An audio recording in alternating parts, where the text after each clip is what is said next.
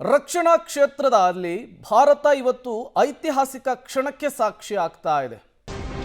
ಮುಖ್ಯವಾಗಿ ಲಕ್ನೋನ ಬ್ರಹ್ಮೋಸ್ ಕ್ಷಿಪಣಿಯ ಘಟಕದ ಲೋಕಾರ್ಪಣೆಗೆ ಕ್ಷಣಗಣನೆ ಆರಂಭ ಆಗಿದೆ. 80 ಎಕರೆ 300 ಕೋಟಿ ವೆಚ್ಚದ ಬ್ರಹ್ಮೋಸ್ ಕ್ಷಿಪಣಿ ಘಟಕ ಇದಾಗಿದೆ. ಬ್ರಹ್ಮೋಸ್ ಕ್ಷಿಪಣಿ ತಯಾರಿಕಾ ಮತ್ತು ತರಬೇತಿಯ ಘಟಕ ಇದಾಗಿರುವಂತಹದ್ದು ಲಕ್ನೋನ ಡಿಫೆನ್ಸ್ ಕಾರಿಡಾರ್ನಲ್ಲಿ ನಿರ್ಮಾಣವಾಗಿರುವಂತಹ ಘಟಕ. ವಿಡಿಯೋ ಕಾನ್ಫರೆನ್ಸ್ ಮೂಲಕ ರಕ್ಷಣಾ ಸಚಿವ ರಾಜನಾಥ್ ಸಿಂಗ್ ಅವರು ಇದನ್ನು ಉದ್ಘಾಟಿಸಲಿದ್ದಾರೆ.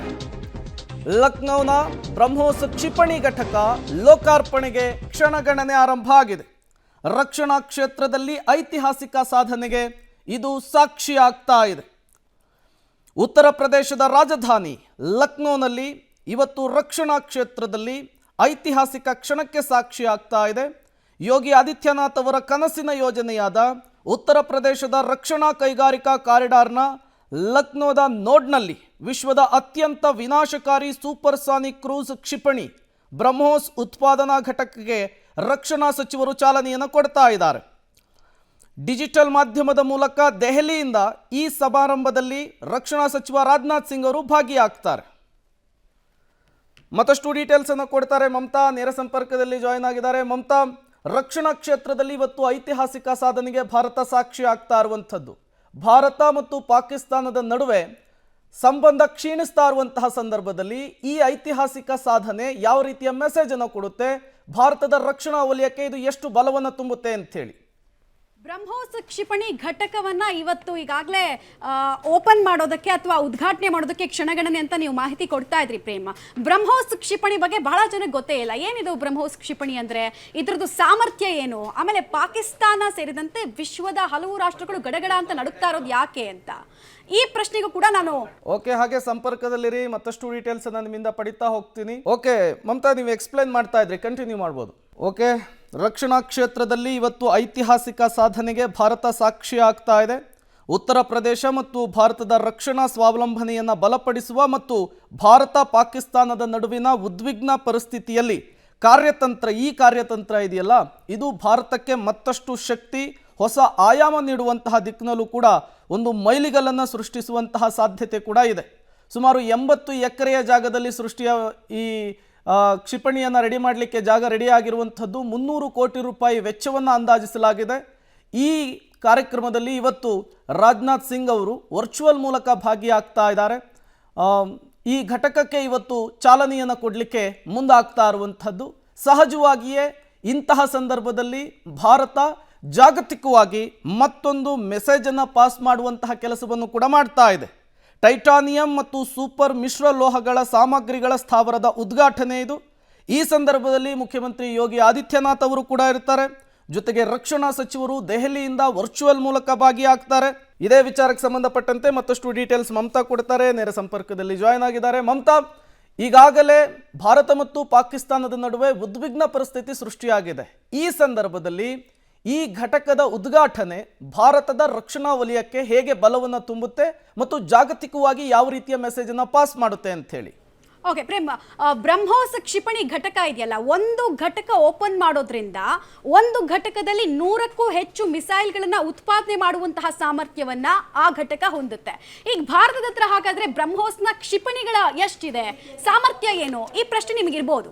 14,000 ಮಿಸೈಲ್ಗಳು, ಬ್ರಹ್ಮೋಸ್ ಮಿಸೈಲ್ಗಳು ಇದಾವೆ ಅಂತ ಒಂದು ರಿಪೋರ್ಟ್ ಹೇಳುತ್ತೆ. ಸೇನೆಯಲ್ಲೂ ಕೂಡ ಇದ್ರ ಬಗ್ಗೆ ಕನ್ಫರ್ಮೇಶನ್ ಕೊಟ್ಟಿಲ್ಲ. ಬ್ರಹ್ಮೋಸ್ನ ಸಾಮರ್ಥ್ಯ ಏನು? ಜಸ್ಟ್ 8 ಮೀಟರ್ ಉದ್ದ ಇರುತ್ತೆ ಪ್ರೇಮ್ ಈ ಕ್ಷಿಪಣಿ.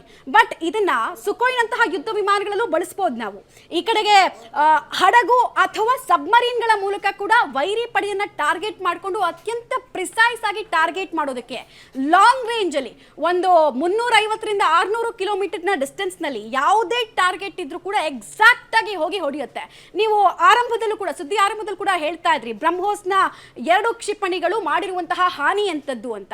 ಆತರ ಜಸ್ಟ್ ಒಂದು 100 ಮಿಸೈಲ್ಗಳನ್ನ ಏಕಕಾಲಕ್ಕೆ ಭಾರತ ಒಂದು ವೇಳೆ ಬಳಸಿದ್ರೆ ಇಡೀ ಪಾಕಿಸ್ತಾನ ಸರ್ವನಾಶ ಆಗುತ್ತೆ. Just 100 missile. ಭಾರತದ ಹತ್ರ ಎಷ್ಟಿದೆ? 14,000 ಮಿಸೈಲ್ ಇದೆ. ಒಂದೊಂದು ಮಿಸೈಲ್ನ ಸಾಮರ್ಥ್ಯ ಆಲ್ಮೋಸ್ಟ್ 300 kg ಸ್ಫೋಟಕಗಳನ್ನು ಕ್ಯಾರಿ ಮಾಡ್ಬೋದು. ಆಮೇಲೆ 800 ಕಿಲೋಮೀಟರ್ನ ರೇಂಜ್ನಲ್ಲಿ ಕೂಡ ಟಾರ್ಗೆಟ್ ಮಾಡೋದಕ್ಕೆ ಈಸಿ ಆಗುತ್ತೆ. ಮತ್ತೆ ಯೂಶಲಿ ಮಿಸೈಲ್ಗಳಲ್ಲಿ ಎರಡು ರೀತಿ ಬರುತ್ತೆ. ಒಂದು ಬ್ಯಾಲಿಸ್ಟಿಕ್ ಮಿಸೈಲ್ ಅಂತ ಬರುತ್ತೆ, ಎರಡನೇದು ಕ್ರೂಸ್ ಮಿಸೈಲ್ ಅಂತ ಬರುತ್ತೆ. ಬ್ಯಾಲಿಸ್ಟಿಕ್ ಮಿಸೈಲ್ ಅಂದ್ರೆ ಎತ್ತರದಲ್ಲಿ ಹಾರಿಸೋದು, ಅದನ್ನ ಏರ್ಕ್ರಾಫ್ಟ್ಗಳ ಮೂಲಕ ಮಾತ್ರ ಅತ್ಯಂತ ಹೈಟಲ್ಲಿ ಹಾರಿಸೋದು. ಅದನ್ನ ಯೂಶಲಿ ರೆಡಾರ್ಗಳು ಡಿಟೆಕ್ಟ್ ಮಾಡಿಬಿಡುತ್ತೆ. ಶತ್ರು ಪಾಳ್ಯದಲ್ಲಿ ಕೂಡ ಏರ್ ಡಿಫೆನ್ಸ್ ಸಿಸ್ಟಮ್ ಇರುತ್ತಲ್ಲ, ಅದ್ರಲ್ಲಿ ಡಿಟೆಕ್ಟ್ ಮಾಡಿಬಿಡುತ್ತೆ. ಆದ್ರೆ ಈ ಕ್ರೂಸ್ ಮಿಸೈಲ್ನ ಕ್ಷಿಪಣಿಗಳಿರುತ್ತಲ್ಲ, ಅದನ್ನು ಈಸಿಯಾಗಿ ಡಿಟೆಕ್ಟ್ ಮಾಡೋದಕ್ಕಾಗಲ್ಲ. ಇದೇ ಕಾರಣಕ್ಕೆ ವೈರಿ ಪಡೆಗಳಿಗೆ ಬ್ರಹ್ಮೋಸ್ನಿಂದ ಹೊಡೆತ ಬೀಳ್ತಾ ಇದೆ. ಪಾಕಿಸ್ತಾನದ ಆರ್ಮಿಗೆ ನಕ್ಷತ್ರ ಕಾಣಿಸುವಲ್ಲಿ ಈ ಬ್ರಹ್ಮೋಸ್ ಕ್ಷಿಪಣಿಗಳು ಅತಿ ದೊಡ್ಡ ಪಾತ್ರವನ್ನು ವಹಿಸುತ್ತೆ.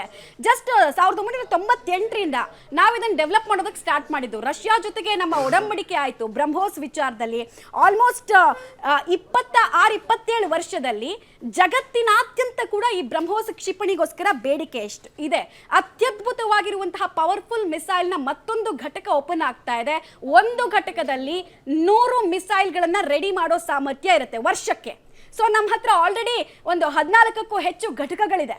ಸೊ ಇಲ್ಲಿಂದ ಎಷ್ಟು ಮಿಸೈಲ್ಗಳು ರೆಡಿ ಆಗ್ಬೋದು ನೀವು ಅಂದಾಜು ಮಾಡಿ.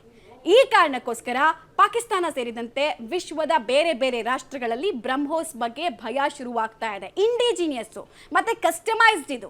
ಆಮೇಲೆ ಒಂದು ಸಲಾಗೆ 3 kg ಸ್ಫೋಟಕಗಳನ್ನು ತಗೊಂಡು ನೀವೆಲ್ಲಾದ್ರೂ ಬಿಸಾಕ್ತೀರಾ ಅಂದ್ರೆ ಆ ರಾಷ್ಟ್ರದ ಸ್ಥಿತಿಯನ್ನು ನೀವು ಇಮ್ಯಾಜಿನ್ ಮಾಡ್ಕೊಳ್ಳಿ.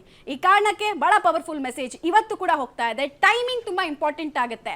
ನಮಗೂ ಅವ್ರಿಗೂ ಆಗ್ತಾ ಇಲ್ಲ. ಆ ಟೈಮ್ನಲ್ಲೇ ನಮ್ಮ ಹತ್ರ ಇರುವಂತಹ ವೆಪನ್ನ ಒಂದು ಘಟಕವನ್ನು ನಾವು ಓಪನ್ ಮಾಡ್ತೀವಿ ಅಂದಾಗ ಏನ್ ಮೆಸೇಜ್ ಕೊಡ್ತಾ ಇದೀವಿ? ಹೆದರಿಸ್ತಾ ಇದೀವಿ. ಇನ್ನು ಪಾಠ ಕಲಿಸಿಲ್ಲ ನಾವು ಪಾಕಿಸ್ತಾನಕ್ಕೆ, ಜಸ್ಟ್ ಹೆದರಿಸ್ತಾ ಇದೀವಿ. ಆ ಹೆದರಿಕೆಯ ಭಾಗ ಇವತ್ತಿನ ಘಟಕ ಉತ್ಪಾದನೆ ಅಂತ ಹೇಳ್ಬೋದು ಪ್ರೇಮ್.